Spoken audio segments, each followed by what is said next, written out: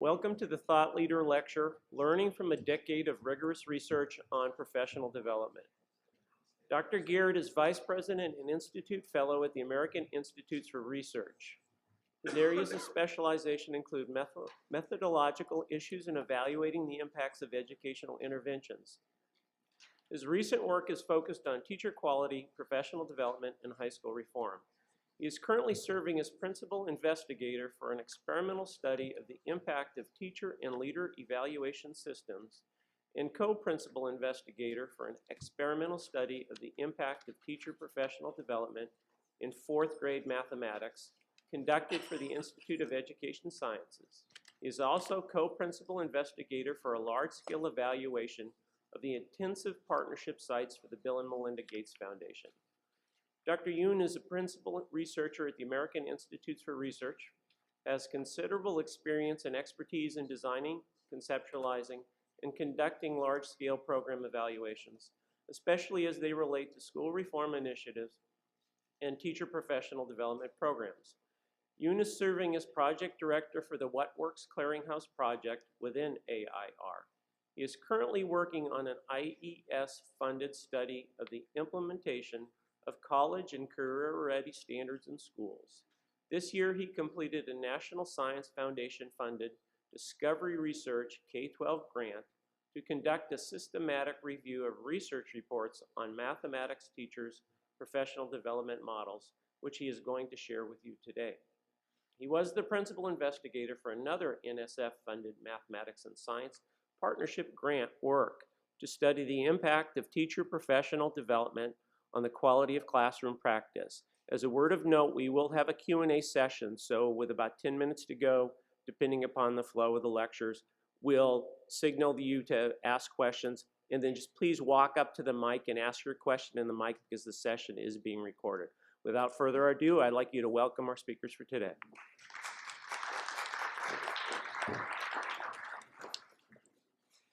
Good morning. I'm very, very glad to be here this morning. I want to talk about a personal journey that Kwang and I began actually more than 10 years ago, despite the decade in the title of our talk, when we worked together on an evaluation of the Eisenhower Professional Development Program. With a group of colleagues at AIR and at the time at the University of Wisconsin, we identified 6 features of what we thought were effective professional development. And the work we did was based on survey research methods. I think that I should have retired at that point because the six features spread a great deal in the literature on professional development. But I thought, well, we really should try to test whether professional development with these 6 features really has an impact on teacher and student outcomes as we expected. So the idea was, could we do a rigorous experiment that showed that PD with these features was effective? And so we set out to do this, and I really thought that the PD we tested, which seemed to be consistent with the 6 features, would prove effective. But it didn't. And more than a decade has gone by, and we and other colleagues around the country have been engaged in rigorous experimental studies of professional development. And I think we still don't know, based on the work so far, what features really make professional development effective. And so it's been a somewhat discouraging decade, perhaps, in that respect. But despite the discouragement, I remain personally very optimistic. And my task this morning, or the task I've set for myself, is to try to make the case for why I think continuing to test professional development using rigorous experimental methods is what we ought to be doing. And so that's what I want to talk with you about for the next few minutes. So I'm going to focus on rigorous studies whose purpose is to try to determine whether professional development has an impact on teacher outcomes, that is, teachers' knowledge and instructional practice in the classroom, and on student achievement. And the idea is to compare outcomes for teachers who participate in professional development that we've designed in a way that we think is effective with the so-called counterfactual. What would have happened had they not participated in that professional development? So that's what we want to do, compare teachers who participated in professional development with what might have happened had they not. And methodologists will say that the best way to do this is to randomly assign some teachers to receive the professional development and others not, because then the two groups will be equivalent from the start. I have a little picture here. The idea is we start out by flipping a coin, and that produces some teachers who go to the treatment condition and some who go to the control. And their students go with them. So the idea is that the teachers will continue to teach whatever classes they would have taught anyway, but some have professional development that we've designed to test, and others continue with business as usual. Then, once we've randomly assigned, the idea is to measure the teachers and their students at baseline before the professional development, measure the teacher's knowledge, their instructional practice, the students' pre-achievement. Then, deliver the professional development to the treatment teachers, and the control teachers continue with business as usual. And then we measure outcomes. And this is ideal because if it turns out that outcomes are better in the treatment group than in the control, we can almost certainly conclude that whatever the difference is due to the professional development. Why? Because the treatment and control teachers were the same at the start. They were just randomly different. So it's a great design, but it's not guaranteed actually to produce valid conclusions. Some things can go wrong. The biggest thing that often happens is you lose teachers along the way. They were randomly assigned, but some drop out of the study. If too many do, the treatment and control group won't be comparable anymore, and what was a nice random experiment isn't by the time you're done. And that actually happens in a lot of randomized experiments, so it's important to avoid that. It's possible to do a good study without randomization. The key thing is the treatment and the control groups have to be equivalent at the start. People refer to quasi-experiments, which are like true experiments but without random assignment. And there, the idea is to match the teachers at the start. And this can be done well, but then it's really important to measure baseline characteristics so you can be sure the two groups are equal. And that's what often goes wrong in quasi-experiments. Either they're not equal at the start, or they're not measured at the start, so we don't know. So what have we learned from the decade of work on randomized experiments? Well, the first thing is the decade is really misleading because there was a great randomized experiment done in 1989. It was the first widely cited experiment in professional development I know of, the cognitively guided instruction experiment done by Carpenter and colleagues from the University of Wisconsin. And it was really an ideal experiment that followed the picture that I just showed pretty neatly. They didn't lose teachers. There was no attrition, really. And there were several that we've been working on with colleagues at AIR and elsewhere, one on reading and one on middle school math that had published results in 2008 and 2010 and 11. And I want to call your attention to one by Bob Pianta and colleagues that just came out a few years ago on My Teaching Partner. Are you all aware of the My Teaching Partner experiment? Well, it's published in Science magazine, an excellent experiment in which teachers were randomly assigned, and a big positive effect of the professional development was found the year after the teachers participated. There's several studies going on right now that will have results published over the next year. So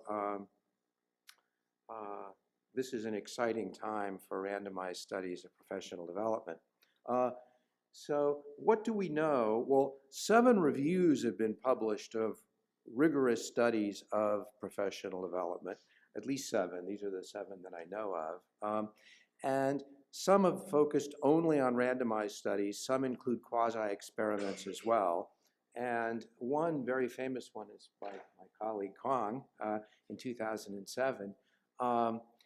The reviews differ a lot in what they conclude, and that's largely because they differ in terms of the standards they held the studies to that they included in the reviews. How pure did the studies have to be?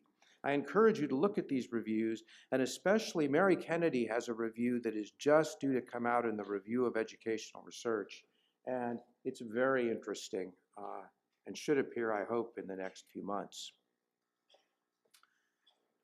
So now, what do we know?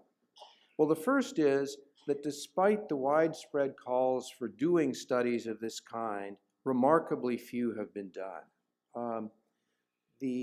I believe there are only about 10 true randomized experiments looking at the impact of professional development in mathematics in the United States. These are large-scale studies that are published or widely available. And of those, 3 or 4 are still underway, so we don't have the results. So this is a small database. And that's one of the things I want to impress upon you. We just don't have very many studies. And it's quite remarkable after the enormous call by the Institute of Education Sciences and others for such studies. There are more quasi-experiments than randomized studies, but many of these suffer from the problem that the teachers weren't equivalent at baseline, or we don't know whether they were because that wasn't measured. And so it's harder to know what to conclude from the quasi-experiments. I don't want to leave the impression that quasi-experiments are necessarily weak. They're not. It's just one has to have the baseline data to know whether the study is rigorous. Then a compounding problem is that very rarely has the same professional development been tested twice. And one study could always come out in some odd way due to quirks in the study. There are only 2 really that I know of that have been tested twice: cognitively guided instruction and my teaching partner, the Pianta intervention I mentioned a bit ago. In terms of the content, most studies of the professional development in math that we've reviewed have found an impact on teacher outcomes, that is, teachers' knowledge and teachers' instructional practice. So professional development appears to be able to affect what teachers do in the classroom and how they think about their work. But fewer have shown an impact on student achievement, and that is the mystery. Why is it possible to change teaching to some degree, but student achievement is harder to move? Another thing about the studies that have been done, most have examined the short-term impacts of the professional development, looking at perhaps a year of professional development and outcomes that year and in 1 year beyond that. There are very few studies that look longer. So if we believe that professional development has its effect over the long run, then the studies that have been done so far would miss that. Many of the studies that have been done are what I would call small-scale efficacy trials that are testing professional development delivered by the developer of the professional development in a single location or on a small scale, which is very interesting to begin to do the R&D necessary to develop a professional development model, but it doesn't tell us what works at scale. So there have been many fewer that work at scale, and the ones that have been tested at scale tend to have weaker effects than the small-scale studies. Another issue, and as Kwang is going to describe in some detail shortly, professional development interventions differ a lot in what they are, what the content is they're trying to teach teachers to engage in the classroom. How they do it. Is it online? Is it face-to-face? Is it a lecture like this? Is it a group working together? What is it? Is it coaching? Is it a professional learning community? And because of that, it's difficult to synthesize across the studies. And it's even more difficult because studies often don't describe what the professional development really was.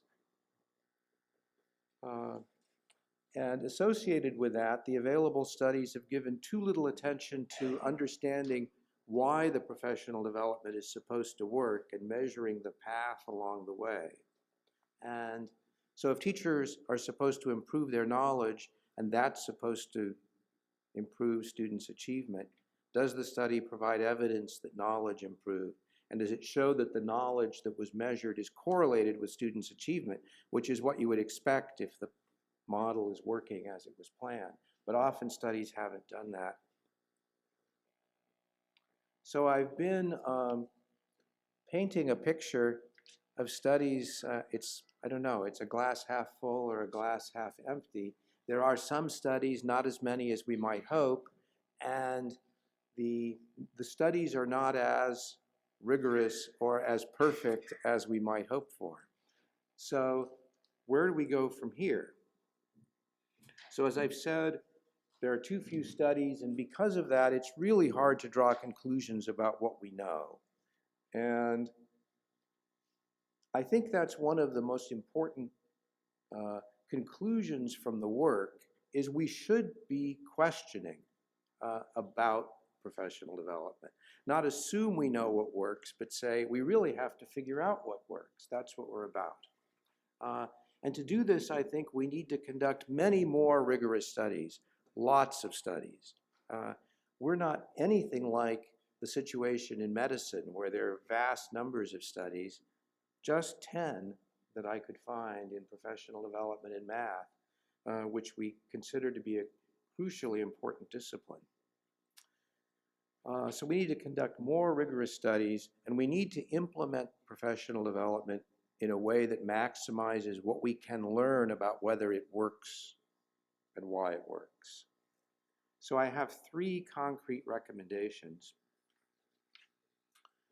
The first is that when states and districts or schools roll out professional development programs, they should roll them out to some schools or teachers, but not others, using a lottery.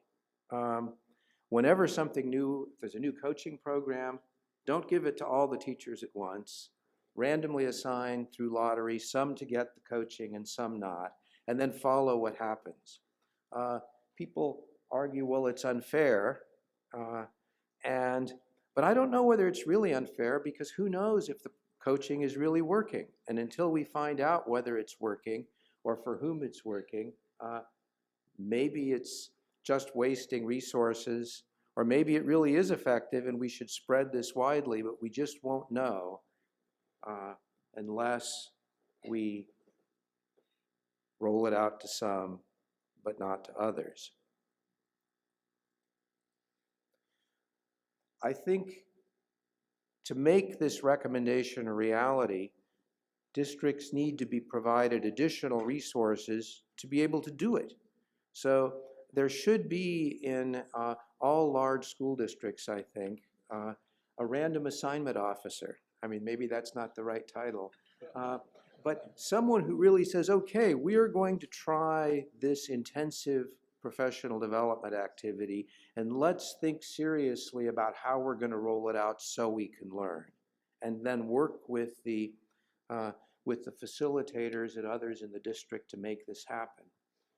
This may seem like a pipe dream, but it isn't. There's an excellent book by Manzi called Uncontrolled that was published in the last couple of years that talks about this kind of practice in business and industry. And it turns out that a lot of businesses are doing random assignment when they work out their approach to retail sales, to marketing. Google, if you use Google, you don't see it, you don't know it's happening, but they are constantly randomizing what happens on the screen. So you might be in the treatment group or you might be in the control, you don't know. But the question is, what is more efficient in terms of processing the information? We at AIR just made a job offer to an excellent education researcher to help us do randomized experiments. But he didn't come, he went to Google to do randomized experiments there. I'm hoping he returns to education one day. But also, as you may know, the Obama campaign did this in the last election as well.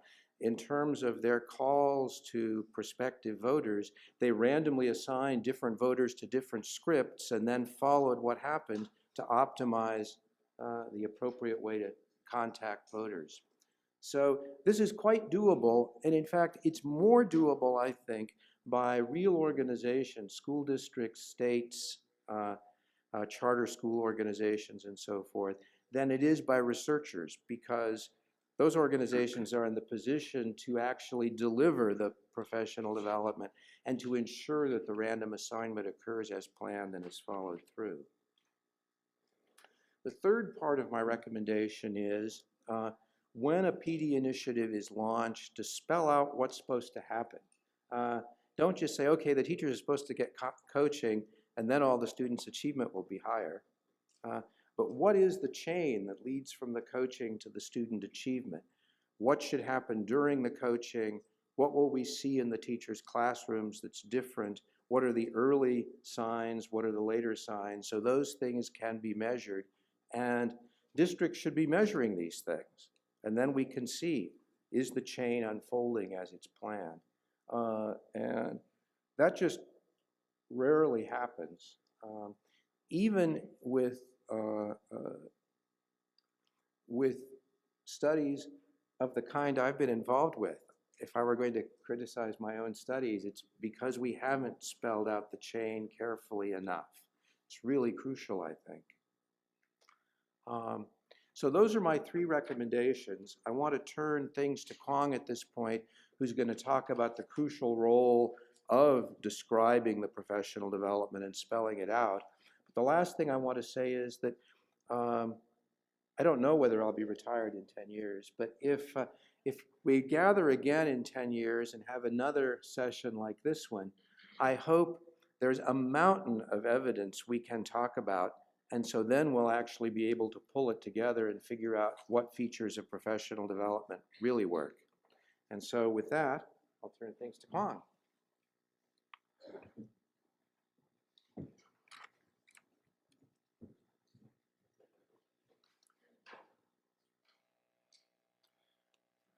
Thank you, Mike. Now I'm going to switch gear. Mike's presentation was focused on rigorous research on PD. I may as well focus on rigorous description of PD. As Mike said, sometimes there was not enough information about key PD features that we care about. And that's what we want to know about. The point of departure of my presentation is American Educational Research Association's recent publication of their guideline on what to report and how to report educational research. So as you can see, they recommend that when an intervention or treatment is implemented, the intervention should be described in sufficient detail so that its key features can be identified and used to account for results and be compared with related interventions. This is the key point that I'm trying to stress. As part of our National Science Foundation funded study, we examined the ways that in which researchers described PD interventions by reviewing more than a sample of more than 170 research papers. These papers include not only the randomized controlled trials, a very, very rigorous scientific study, evaluative study, but also some descriptive studies that document what happened, what is the design, and how it was implemented. And most of the papers presented research on PD interventions that were developed and facilitated by university professors, which skewing our sample to represent what PD looks like when it is connected to universities rather than the general professional development interventions offered to teachers by many schools and districts. As Mike mentioned, districts are well positioned to conduct research on professional development and generate reports on them, but they haven't taken advantage of such opportunities, possibly due to lack of some inherent incentives, I guess. So our research focused on mathematics PD, and we addressed the following three questions.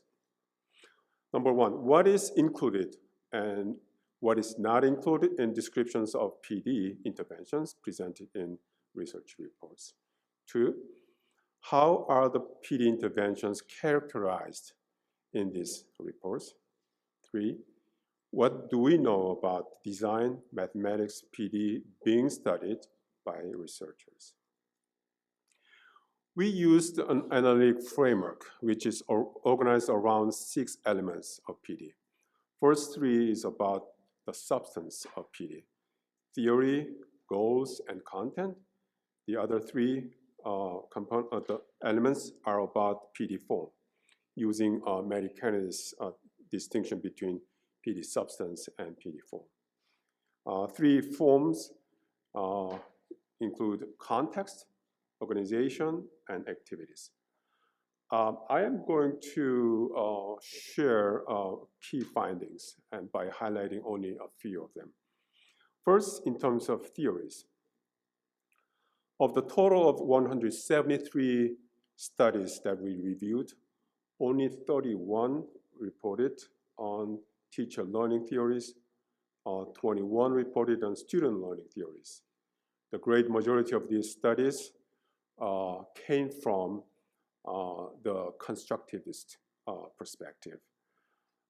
Please note that only a minority of studies reported on theories that underlie the design of their PD interventions. Next, on goals.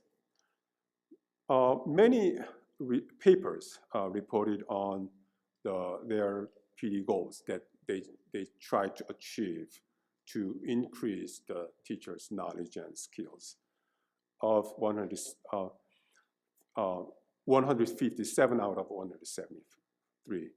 Of the 157 papers that reported, there are 3 most often reported goals as primary: pedagogical content knowledge, subject matter knowledge, in this case math content knowledge, and student learning. Less frequently reported goals include curriculum materials, technology, and classroom assessment. And there are other goals as well, but they are very minor. Now, in terms of content, it is very surprising that even though they are supposed to describe PD content, what they try to increase the knowledge of teachers, only less than a half of papers really specify the specific content trends, like in terms of number sense, or algebra, or geometry.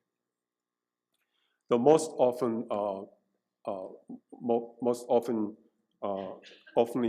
reported content trend was numbers and number systems and operation, followed by algebra and geometry.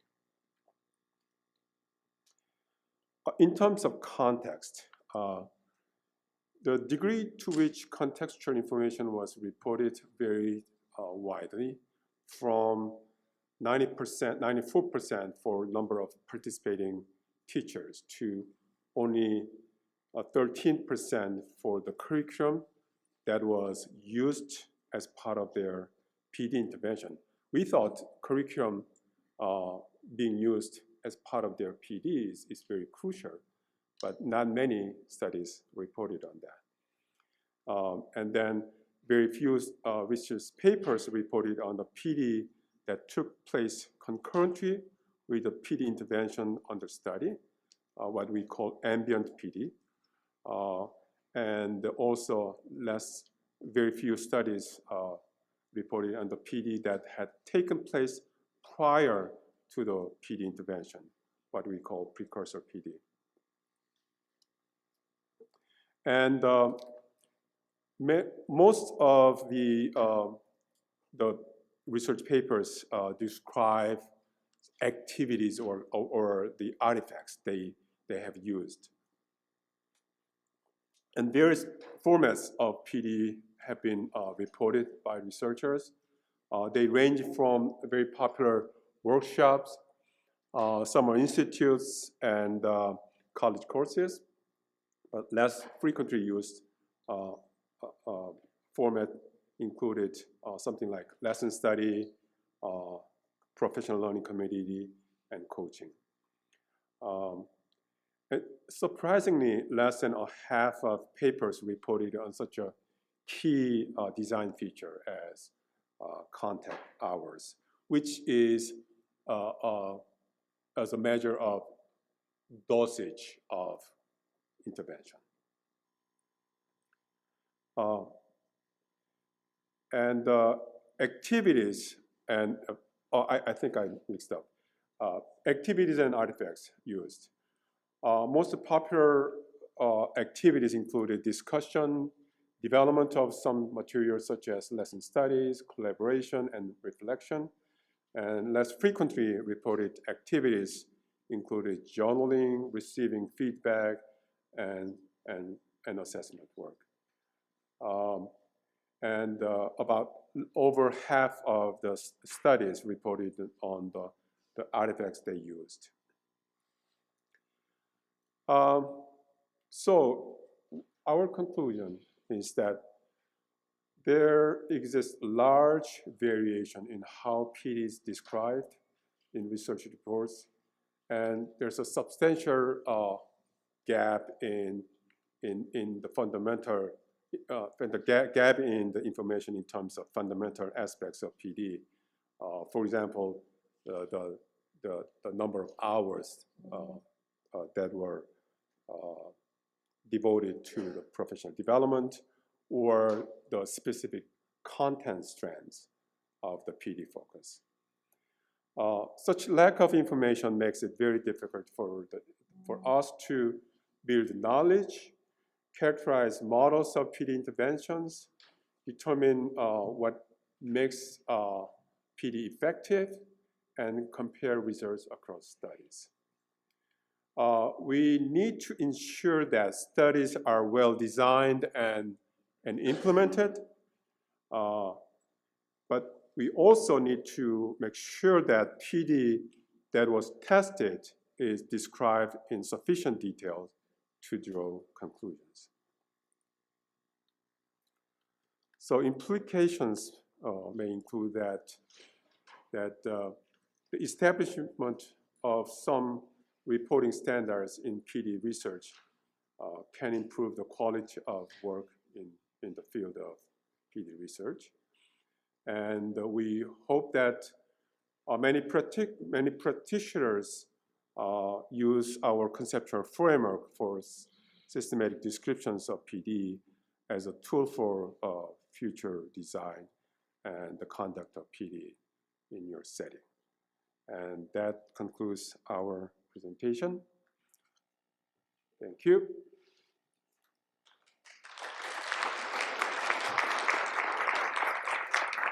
Thank you. Thank you. If you have any questions for the panelists, please step up to the mic. If we need to form a row, we'll form a row.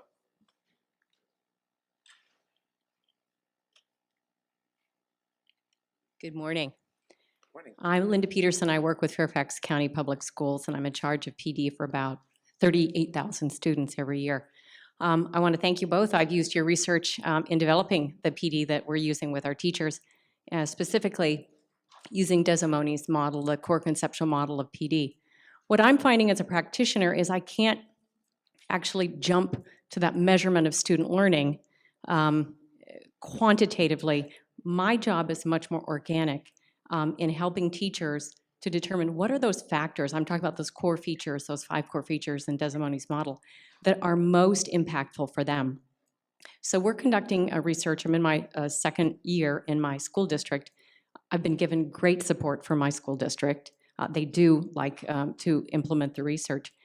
But what I'm finding is that even when those core features are implemented, there are other factors. Could be a teacher's life circumstances, marriage, baby, parents needing help, but also school factors, such as the teacher in the PD. You talked about attrition, but if a teacher is given additional duties, that can also really impact the degree to which they're able to implement whatever the PD intervention is. So what I would like is also for us to consider in that core conceptual framework some way to capture the impact of some of these other factors, these other external factors that may actually impact the implementation of the PD but aren't part of that PD itself, because life doesn't occur in that vacuum. So anyway, thank you very much. I think you make a number of very good points. One is that it's the important role of context in understanding the effects of professional development, and the features, active learning and coherence and so forth, don't stand on their own. It depends on the context in which the professional development is implemented, and I don't think we yet know what contextual features really matter. So that's one of the things that needs to be studied. What do we need to hold fixed? And if teachers are moving from one subject assignment to another, from grade 2 to grade 4, if the curriculum is changing, if other things are changing, then maybe it's no wonder that the PD doesn't work. So part of the design of the PD, it seems to me, is to design the conditions that are required in order to make it work. Another question I have, I guess, for you is whether you have been able to try the idea of rolling out the professional development to some teachers and not others, so that you can compare the results. Yes.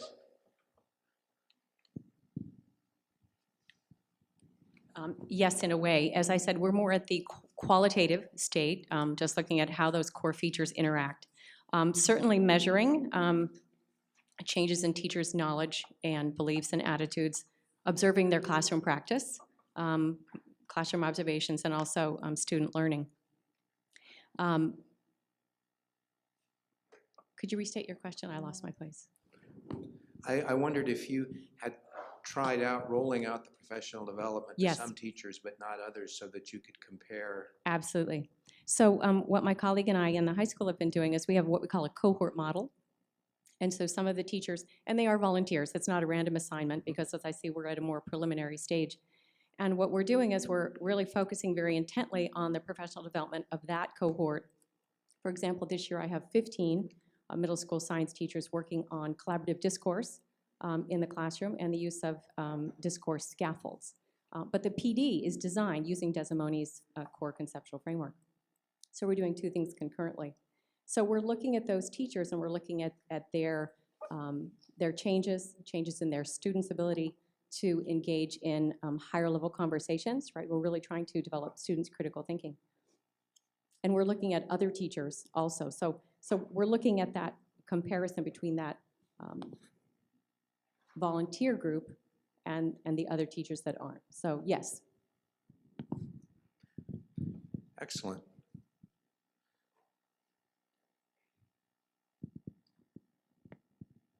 Good morning.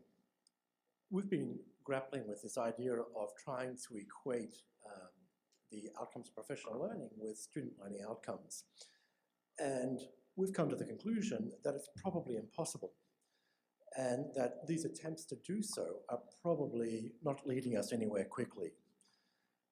I'm wondering whether, in your view, we're actually asking the wrong question in terms of the research. Should we be asking, what are the things we can put in place in terms of school improvement and start to look at those factors that we are aiming at that are more generalized in terms of school improvement, rather than trying to test the impact of PD on learning outcomes for students. Because all of those, I like that term you used, was it ambient PD? And what Linda's referring to of these other factors that are involved that we have no control over, the actual measurement of the correlative link between these two things seems impossible to me. So in fact, are we asking the wrong question?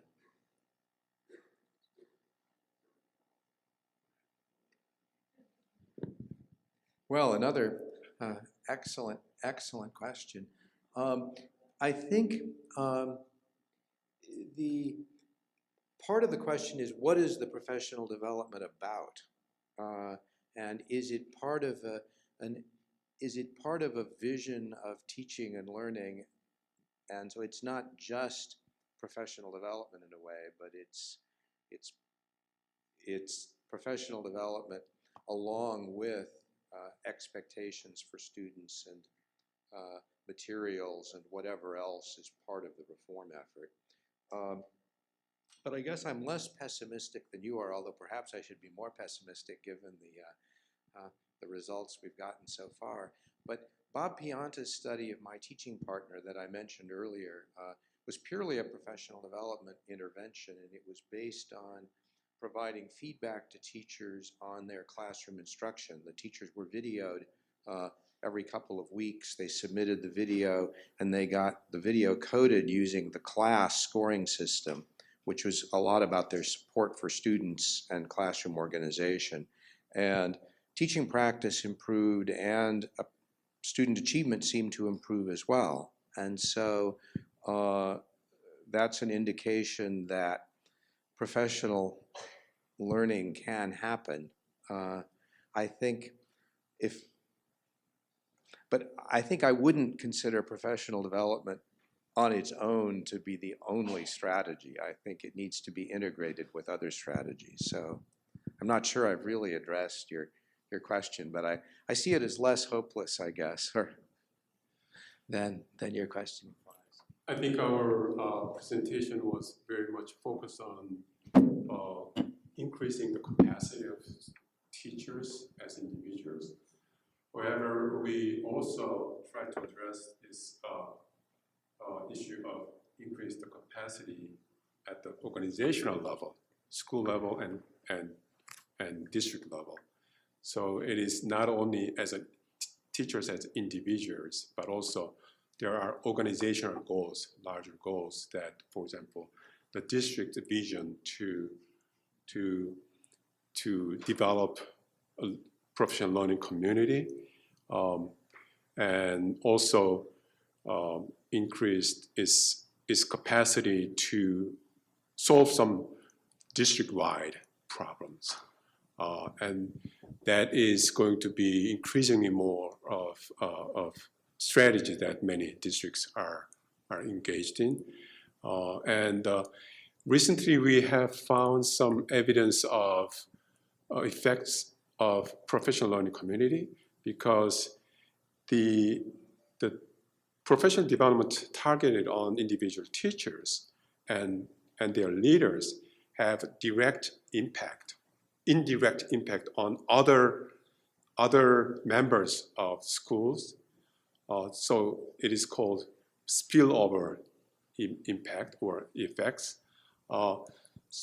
Maybe through some sort of learning community.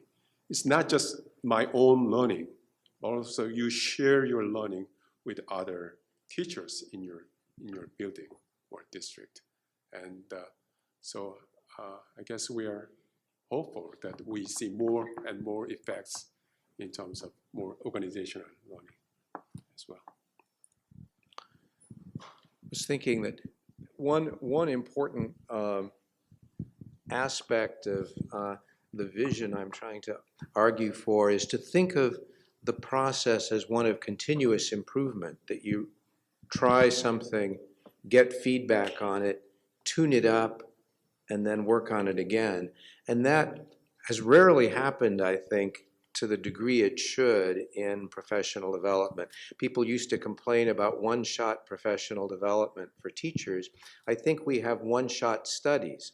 Some intervention is studied, it doesn't work, and that's the end, and then we're on to something else, rather than a cycle. Let's try it, see whether the next steps occur that are supposed to follow, and then strengthen it, and then try it, strengthen it, and try it.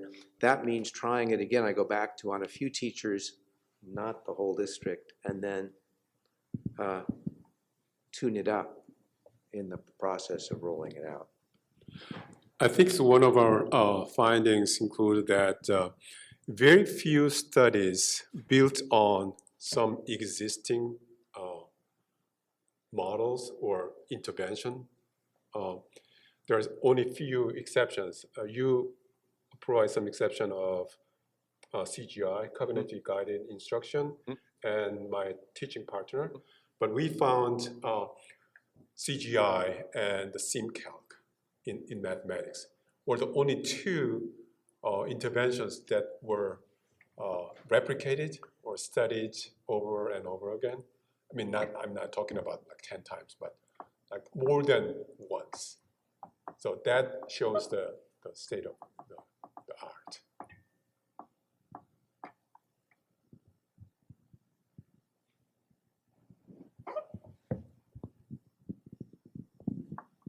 Do we have any additional questions for our panel? Hello, good morning. Morning. Help me think a little bit more about taking the points you ended with our comment from our colleague in Fairfax County. To what extent do you find rigorous, truly rigorous by design research evaluations of effectiveness, including also very rigorous, thorough examinations of the implementation of the PD, a la implementation science, so that when you look at the results, you have in there already the description of how it rolled out, why it rolled out that way, where it rolled out better than others, and so the results are in context. To what extent is that happening in practice at the highest levels now or not? Thank you. Another very good question. I think it isn't. As Kwang described, many studies actually don't describe most of those things, and that so that we need a much, much bigger emphasis on measuring implementation, describing the professional development as it was delivered, what were its features and qualities, and then measuring what happens in the classroom following the PD. And neither of those happens to the extent that it should. And so it's no wonder, I think, that we haven't learned as much as we should. And then where is the professional development being rolled out? I mean, what's the nature of the schools? What's the curriculum? All of these contextual factors. So I think the existing research is poor on those fronts. Yes? So what's needed? Is it just more people doing this work, more stuff? So if a district wants to do it, if a state wants to do it, if a researcher wants to do it, you just need a bigger team?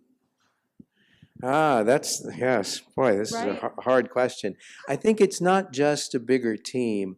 Actually, I think we don't have the right infrastructure to do this work. That I think Fairfax County is in a lucky position in a way, that I think it has resources that many districts don't. But I don't think we have the right kinds of organizations. We need true R&D organizations that are working collaboratively with districts to invent, roll out, monitor, and test the PD. That I don't think it's entirely money. But universities aren't quite in the right position because it's individual faculty doing research.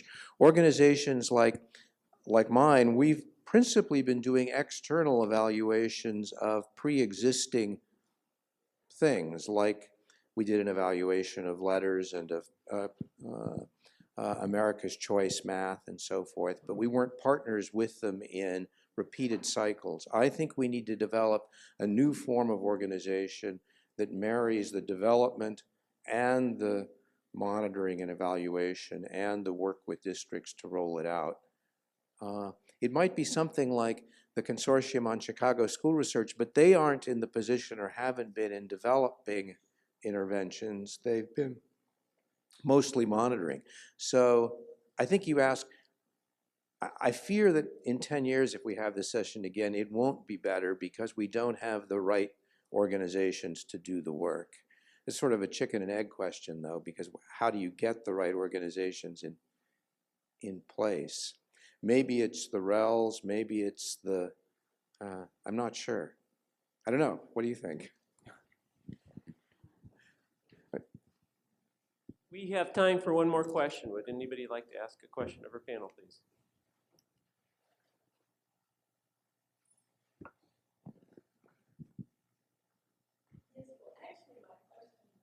Related to that, I was going to ask if there was work going on in organizations like the Regional Education Laboratories working with practitioners in districts or schools at the start.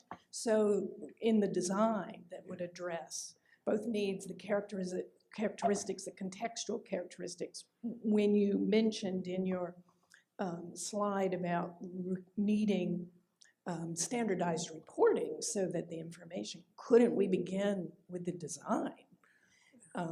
And just wondered if work is going on in that way, and what can we look to some of that? We've heard some, so that we don't have to wait another decade. We can begin to work with this work now. And thank you. There are some examples I know of. We're engaged in a regional, in a network of schools in New England working on math professional development that's in the very early stages, and I think is a little bit like what you're talking about. Kwang, do you know examples of this kind of work? We're partnering with developers or trying to begin doing that. Is anyone familiar with Mathalicious? It's a professional development that we've been talking with. I think this is hard work, and we need to build partnerships. That's a crucial part of it. I should have had that as the fourth part of a fourth point on my list. Well, those were excellent hard questions. Well, we're about out of time. Could we have another round of applause for Dr. Garet and for Dr. Yoon, please? Thank you, gentlemen.